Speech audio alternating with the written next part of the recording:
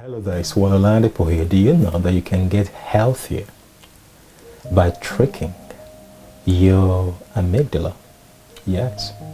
Emotionally, psychologically, physically, you can be healthier by learning to trick your amygdala. Now, let's just get back to the basics. Just in case, if this is your first time, you know, learning about the amygdala is one of the smallest structures in the limbic brain. The brain is divided into three levels. We have the brainstem, the reptilian brain, in charge of survival activities.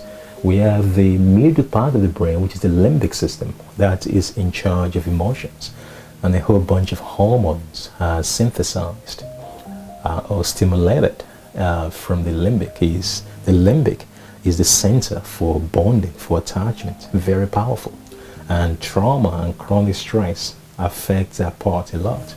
And the outer layer of the brain, of course, is the latest technology for our rational capacity. It's involved with rational and logical faculty. Now, the amygdala is one of the smallest parts of the limbic system, the emotional brain, and its work primarily is to protect the psyche. It protects you through the activation of your sympathetic pathways, your fight or flight pathway. The amygdala measures the tones and the intensities of your emotionality, of your emotions. It scans through your entire body, your subconscious being, your entire mindset, your entire repressed emotions, to see whether there's some troubling emotional state that might want to pose a problem to your well-being, and it triggers your fight or flight. So many times the amygdala triggers your anxiety reaction without the permission of the thinking brain. In fact, there's something we call the amygdala hijacking. If the amygdala hijacks you, the thinking brain goes offline temporarily. That is why you can't think properly, you can't remember things when you are in a survival mode. Now, the purpose of your amygdala is to ensure your safety. Yes, it's paradoxical. It's trying to protect you, to make sure that you are well furnished with liquid energy, stress chemicals, so that you can fight harder or you can flee faster. The purpose, the original purpose, is longevity, is territory, is adaptation, self-preservation. Now, if you can trick your amygdala, you will start to restore health. And how do you do that? First of all, you have to understand that the amygdala uses a subconscious mechanism to evaluate risks in your environment.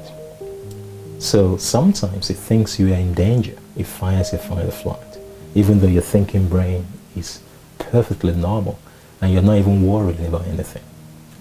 Now, anytime you realize that your bodily state has changed to an anxiety state, palpitations, restlessness, dizziness, nausea, and so on and so forth, instead of freaking out, smile and say, "Thank you, my amygdala. I'm getting excited. I can feel it. I'm getting excited to fight or to flee." But the truth of the matter is that there's no danger in my environment. Now you need to communicate that with the amygdala by doing the opposite. Instead of becoming more restless through negative worrying, negative catastrophizing, find a way to activate your relaxation response. Chill out, go for a walk, play with a pet, turn on your favorite music, play your musical instrument, do something positive that sends back the signal to the amygdala that it's probably got it wrong.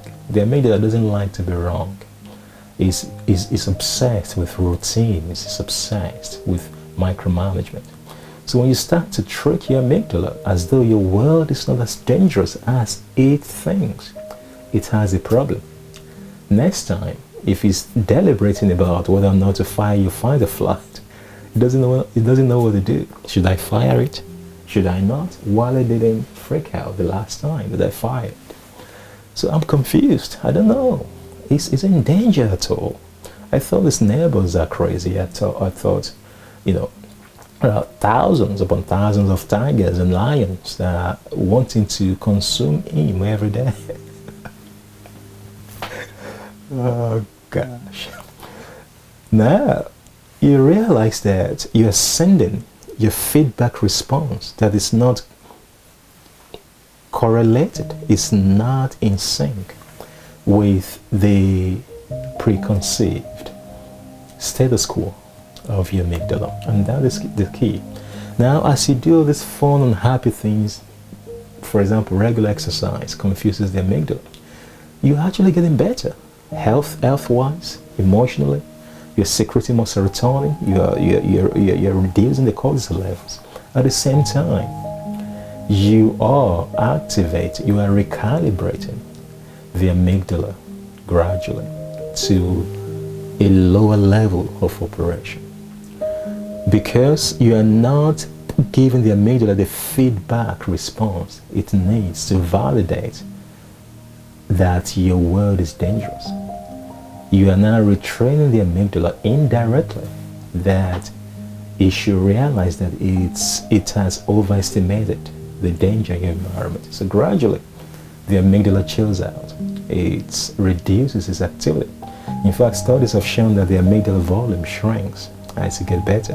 The amygdala volume, the neurons in the amygdala increase in size as life becomes tougher on you if you have anxiety, because they are recruiting more workers, because they feel the need to micromanage every company, every room, every office, every department in your psyche, which is likened to a company. But as you get better, as you send signals back that your world is actually not as dangerous as first predicted by the amygdala, they start to sack workers. I think we don't need you anymore. Sorry, you're sacked. Why it doesn't need that much protection? It's now in charge. The thinking brain is in charge. The mindful awareness of what is in charge. So we can just chill out in our security room, because the amygdala is like the security officer of the brain. Think about that. Do that regularly, tracking the amygdala for about 3 months, and you see massive difference. Now, in my previous videos, I've talked about 3 things to do to rewire your anxious brain. I've also spoken about few other things about your anxiety that could also build onto this talk. So go and find those little videos and watch them, and subscribe to this channel to get more tips to be able to help you to keep going stronger in your recovery journey. I'm Wale Ladipo. Speak to you soon. Bye bye.